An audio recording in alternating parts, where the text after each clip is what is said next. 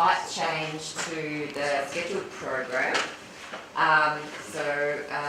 We're very lucky to have our international guest speak to us today. So welcome, F Fourie.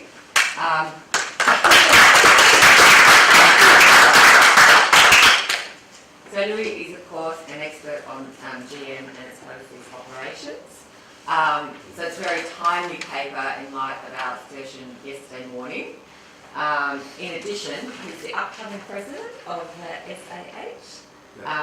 So our fellow body in the United States, and we were, for those of you who were not at the AGM, we were discussing the possibilities of sort of collaboration and communication between our bodies in a greater extent, which is exciting. So the title of Lou's paper today is The Evolution of Manufacturing Engineering in the Automotive Industry. Thank you.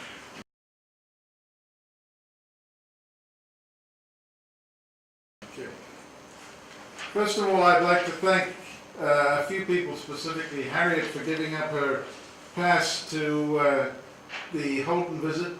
Thank you, Harriet. And also, I lost my binder, and Simon very kindly got it back from Holden.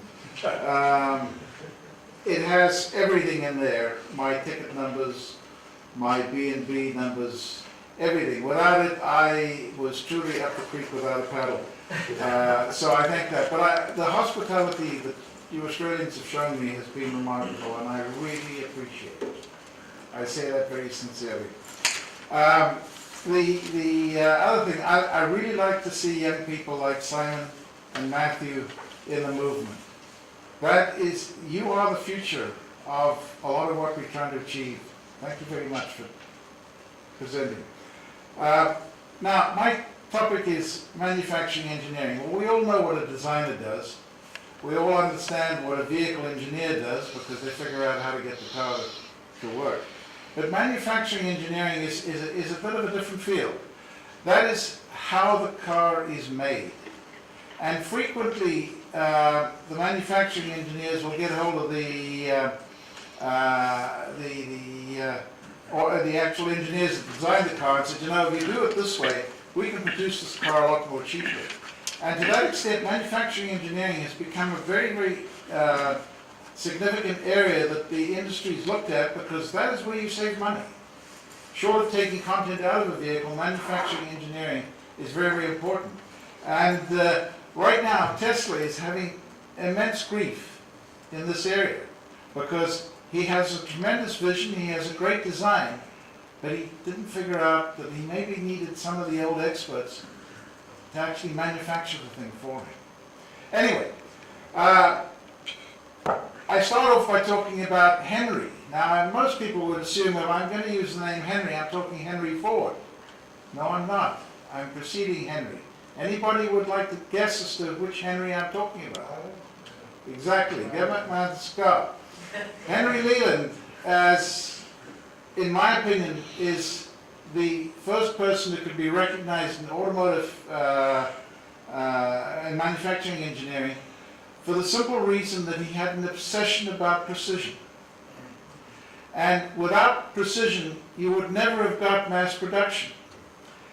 He was a young man during the American Civil War. He worked for Springfield Armory and later Samuel Colt. And there you can't be out in the field, adjusting a rifle. It has to fire straight, and it has, if you've got to put a new bolt action in it, it's got to be interchangeable. And so he had an appreciation of this at a very, very early stage. He then moved on to Brown and Sharp, who produced precision machinery as well as instruments that measured precision tools. Well, he finally settled in Detroit in 1890, and with the funding of Faulkner, set up his own business there. And his staff were literally indoctrinated by his belief in precision. And he had signs up, craftsmanship is a creed, accuracy is a law. And he also had the term exactitude. In other words, something had to be precise. Now, up until that point in time, and for several decades after that, overseas, most cars were made by filing and grinding and honing and doing all sorts of things to get things to fit. And it took a tremendous amount of time, and it took a high degree of skill to get all these ill-fitting parts to work together. And Morris Henry, who wrote the Cadillac History, tells the delightful story of Henry and his son Wilfred at a show where both the Dodge built and the Leland built Olds Dash, the Curve Dash Olds engines were running side by side, and there was a certain person who looked at this lot and came over to them and said, you know, your engine is braked, the Dodge engine isn't. What he was getting at was that the precision engine was running so much better that it had to be braked, whereas the Dodge, which was built to the old practices, didn't. That individual who came up to him was Henry Ford. And he obviously developed an appreciation. But another person who got hold over the coals, and he mentions it in his memoirs, is Alfred Sloan. He was selling hired bearings, and Leland got hold of him and said, you know, you better pull up your socks. Your bearings are not precise enough. And so, you know, normally in industry, certainly today's thing, if you've got a process that is so superior to anybody else, you would keep that as a close proprietary right or whatever. Whereas Leland basically told everybody in and around Detroit, this is the way you've got to do business. He shared this philosophy all the way through. Now, unfortunately, it took how many people ahead of him? 24 people ahead of him to be inducted into the Automotive Hall of Fame. I always think that this is a gross lack of recognizing his contribution, because without him, I doubt if Detroit would necessarily have become the hub of the automotive industry. But Ford obviously did influence that, but there were so many other places around the states that were producing cars that it was Detroit that ultimately triumphed through. And I think Leland has got a lot to do with it. It might be of interest to note that the Society of Automotive Historian chapter in Detroit is not the Detroit chapter, it's the Leland chapter. That gives an indication of how we historians recognize the contribution that Leland has made to this thing. Now, you could always say that somebody else would have figured out how to get this precision act together. Well, they didn't have Leland's discipline that he acquired in the early stage. Besides, they were having great difficulty getting their contraptions to work, and if they wanted to produce them, they'd suddenly find that the automobiles had a ferocious appetite for capital the banks were not willing to fund. So they had all sorts of other problems other than refining the manufacturing process. And even in Europe, it took into the 20s before Europe finally realized, maybe these Americans know something. Because at that point in time, Henry Ford was looked upon as the example.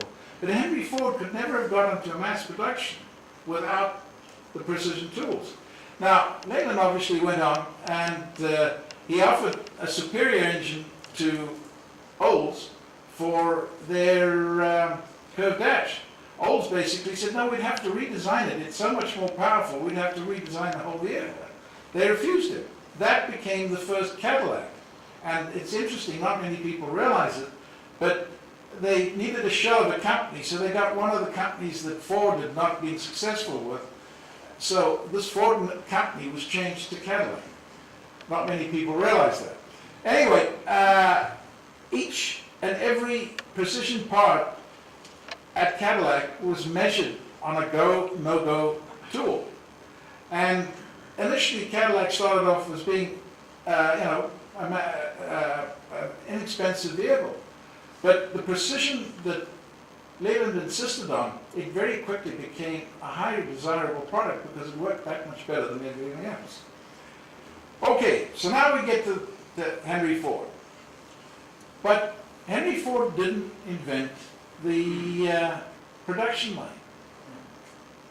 The curved dash Olds, which has to be recognized as one of the earliest mass-produced cars, was already on a production line, but it was manually pushed along. What Henry introduced was the mechanized movement of the production line. And he didn't do it, people think that all Model Ts were built that way. They were first built in the Paquette plant, and that is where both Charlie Sorensen and Charlie Lewis first devised this idea on Sundays as to how they could do this. But they moved to their Highland plant, but it was only in 1913 that the production line actually became mechanized and also incorporated the overhead delivery of parts, because previously parts were literally developed, delivered by hand by all sorts of messengers. So that was Henry's contribution to automotive manufacturing. Now, body construction methods began to change things, and the Budd organization initially worked with Citroën for the traction avant in developing a unit body. Now, unit bodies actually, the 1903 Vauxhall is the first unit body because it was built by a marine engineer who knew nothing better than to build it out of wood, and he didn't incorporate a chassis in it. So technically it is the first unit body. Lancia, obviously in the early 20s, with the Lander, went further. But the first real production of unit bodies occurred at Citroën. But once again, the Budd people were involved there. Now, the Citroën had 4 very distinct studs sticking out the front. And so you literally back the engine onto the engine and suspension onto these great big studs and tightened up the 4 bolts, and that was it, and obviously put the back axle underneath. But it was Opel who devised the concept of raising the body and raising the engine up into the body for the first unit bodies that they built in 1935. And it's interesting that in some plants in the world, they were actually producing along the same line both chassis on body and unit bodies. But up until, in America, as far as GM is concerned, they kept to a chassis in North America right up until 1959. It was the Corvair that was their first unit body design. Now, Budd was also involved in the 1940 Nash 600, that is the first real unit body that came to North America. The Chrysler Airflow was not a unit body; it was more a space frame. Just to clarify that.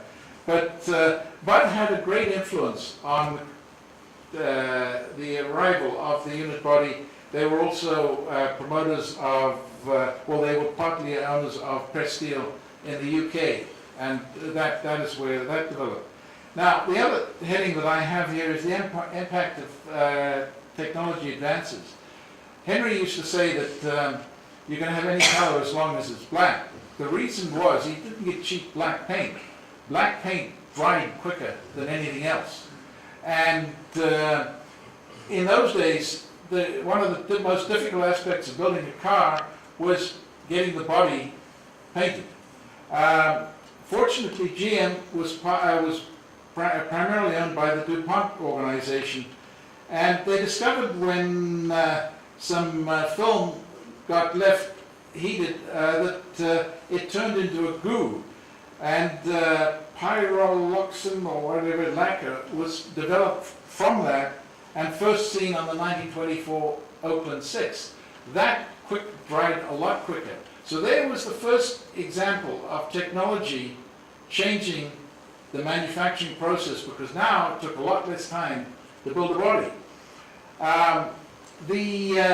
But the other advances include things like hydraulic brakes, because previously on the body drop, you had all these things sticking out from the bottom, whether it was the gear lever or the brakes, and the brakes came up from the bottom because they were rod activated or cable activated.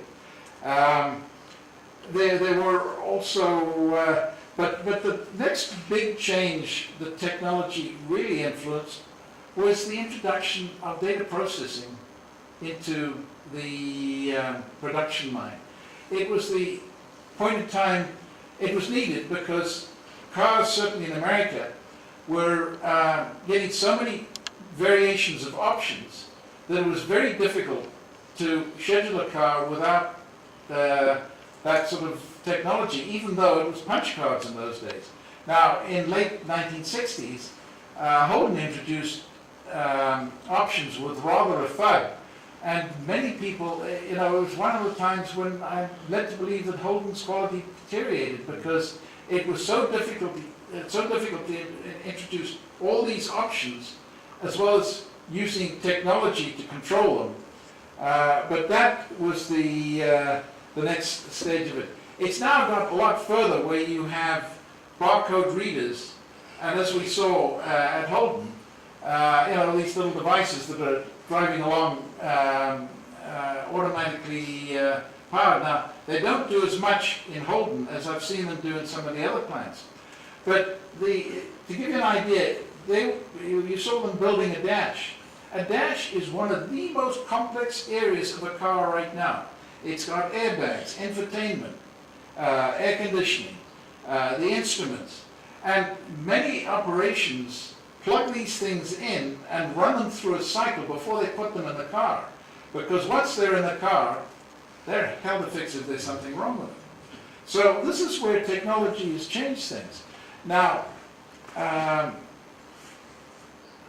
Roger Smith at GM championed robots, but he soon found that robots presented a whole lot of trouble. Obviously, once they smoothed them out, they got doing it, and they either did it consistently wrong or they did it consistently right, depending on how they were set. But they've now got to the stage where you notice the doors were removed. That's so that they can get stuff into the car, take the doors away, and fit the windows and all the other odds and ends that go into it. Now, do you realize that in the modern front door, there is more wiring than in the first Holdens in the entire car? Because you've got airbag sensors, you've got mirror adjustment, mirror heating, you've got window winders, you've got a tremendous amount of sensors and all sorts of other stuff sitting in just a single door, whereas the Holden needed to light the 2 wires to go to the back, a few wires to come up to the dash, and make the engine work, and of course to the front lights. I've been given a warning. So in the middle of all this, GM ventured into producing multiple models from the 1950s. And at that point in time, they suddenly realized they had to devote entire factories to one model to run it down there efficiently. But, at the same time, those same cars were built elsewhere in the world with sharing, whether it was an Opel or a Vauxhall or a Holden, they were going down the same lines. And those operations truly were creative as to how they ran. But you've got to recognize that the body takes a long time. Putting together the suspension and the chassis is a relatively short exercise in it. And it's interesting seeing in some of the states, they used to have hoppers that would get these cars loaded, because Fisher Body would deliver the car to the plant, but then they had to match up a chassis to go with the body that was sitting in the hopper waiting to come through. Now, a lot of them had overhead conveyor systems that looked after that, but quite often these cars were delivered from Fisher Body by truck and by other body manufacturers, I might add. Now, the big thing about GM, I'm putting the heading here, willing to learn but reluctant to apply. GM realized the Japanese had a thing or two up their sleeve, and so they got in cahoots with Toyota in Numi, in the California plant, and in the Kami plant in Canada. But they just couldn't apply the principles in the normal North American plant. So when the Iron Curtain fell, Opel immediately jumped into Eisenach in East Germany, and Tom Lasorda recognized that this was the ideal opportunity to try some of these Japanese principles under GM management. And Frank Fager was one of those people in Eisenach, and he ended up being the manufacturing manager here in Holden. But they then moved it down to the Argentina operation at Rosario, and a little later than that, they incorporated a new process in Brazil called the graffiti complex, where they would actually remove car doors, and they would send them to Lear, and Lear would be responsible for putting in all the components. So they would literally disassemble the car once it's been painted and send it to outside suppliers who would actually do the assembling, and the car would come back in the line with all these components added. And GM actually did very little of the manufacture. They were outsourcing the manufacture to as many as 17 suppliers. So the ongoing challenge is to recognize that these efficiencies are quite remarkable. One of the reasons that the delightful Citroen 2CV stopped production was it was too expensive to build, because it had not kept pace with the technology of manufacturing engineering. And I don't know how much time I've got left, but I'll just mention that there's a tremendous similarity between Fisher Body and Holden bodies, because Fisher Body started off outside GM and built bodies for non-GM products, the same way as Holden did. But Fisher Body got too bureaucratic and unfortunately got broken up. And I somehow think that with Holden going out of production here, there's the opposite, because Holden has been known for being able to do more with less. Likewise Chrysler. North America sent a whole delegation of people to Chrysler to figure out how do these Australians do things. So unfortunately you've met the same fate as Fisher Body, but for different reasons. Thank you very much.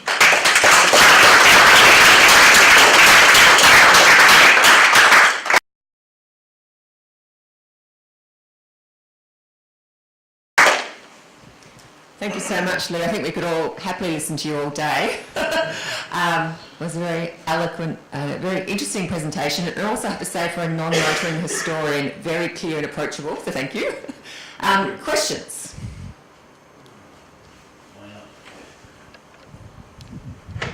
Thanks very much, and I'm sure you're only scratching the surface with that presentation. You could have gone on for a long time. I was given 20 minutes. Yeah. And thank you for that. I guess an observation, in my early time at Holden, we were guided by the Fisher Body engineering book.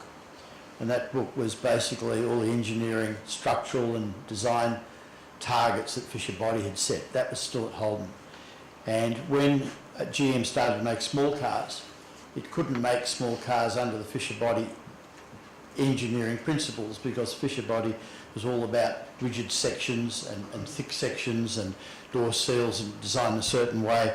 So when GM started building small cars, they were smaller, but they weren't any lighter, and they weren't any cheaper. And that was a huge dilemma. And I remember back in the 70s when Opel designed what was the Opel Kadett, which became the Holden Gemini and other cars like that, that in fact Opel had to really struggle with GM corporate because it was actually designing a small car with small car principles, something that Opel learnt from the Japanese, getting back to your point. Yeah. Because the Japanese basically threw away the rule book. They didn't have a Fisher book to work from, didn't need it, so they reinvented basically body engineering, focusing on other areas of the body for the strength and the durability. And it was a real turning point, crossroads at Holden at that time, in that they really struggled with the old-fashioned way of body engineering and building for manufacture, of course, at the same time. So there's a whole story I'm sure you know about and could expand on, and that's another interesting aspect of how technology moved forward, where in many ways GM was reluctant to change because it had inherited the Fisher body way of building cars. Well, Fisher body took a long time to get rid of wood out of their cars. They were one of the last to do so. But the other thing too is they were so wedded to the separate chassis that they had their first unit body in 1960, yet Opel in 1935 was building it. But the interesting thing is that Opel was doing it with Bud, or Bud disciples. That's the interesting part. So there was an element of rivalry between Fisher body practices and the principles. And as I mentioned to Don, when you talk about Holden being influenced by the Americans, no. You were influenced by Americans in General Motors' overseas operation, and that was totally different from Detroit and Fisher body and others. And I want to clarify that. I mean, Opel, Vauxhall, and Holden were very much in the same camp within General Motors' overseas operation, and that was far divorced from what was going on in Detroit.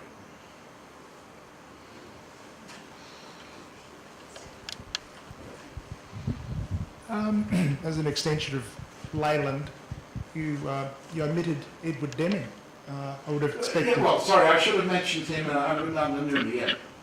Deming actually was an American, and he couldn't break into the North American mindset of how to build cars. So he eventually went across to the Japanese, and they were looking for people to embrace him. And so he gained a tremendous following, and then finally the Americans realized, hang on a sec, maybe that guy knew something. But I mean, there are little things that the Japanese did that we did not realize in North America. They had a trap below the conveyor belt in their body shop that prevented filings from the wheels that were turning over as the car went through the paint shop. And that, gave them a better paint finish. And it took us a long time before, well, I say us, GM, to figure out, little things like that made a difference. So, Deming taught the Japanese how to do things, and then they, Deming didn't necessarily get the just-in-time concept, but, he was the idea man, but you've got to give the Japanese credit. They implemented these ideas, and it's one thing to have ideas, it's another thing to implement them.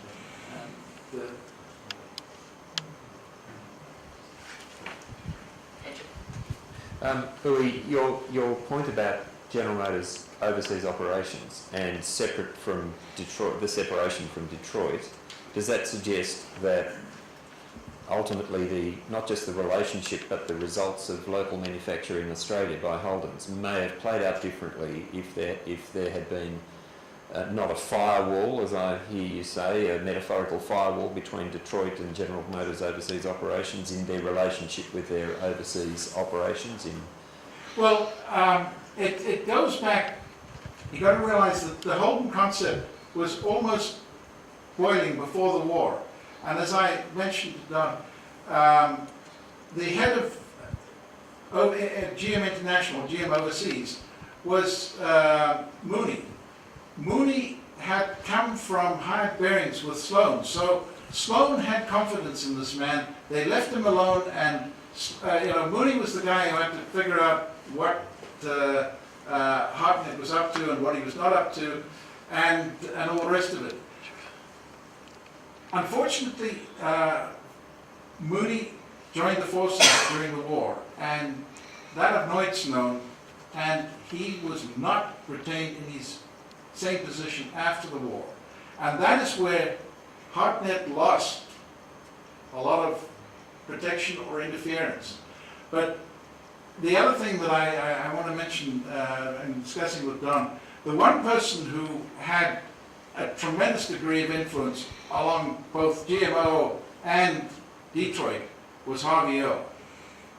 He felt that he controlled all GM styling, and so he did influence it. But I come back to the design of your first Holden. America contributed nothing to that other than through GMOO. And there they were pinching ideas from Opel and Vauxhall, not from Detroit.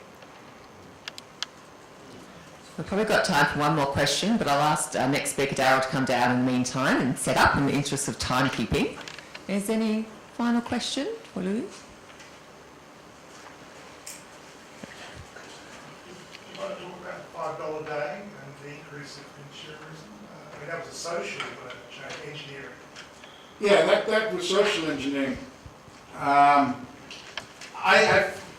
Look, I could talk about it, but I don't think it's within my mandate. What Henry Ford was trying to do was allow his own employees to become his customers, and that's what motivated him to do that.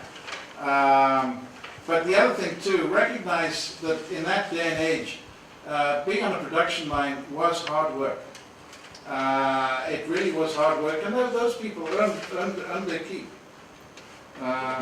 in more ways than one. So, but he obviously, Henry Ford really upset the apple cart because the other people couldn't understand what he was doing, and he was a clever man. He realized that the Model T could very well be in the company car park if he was to do that, and it was a smart move. Thank you. Thanks. Okay.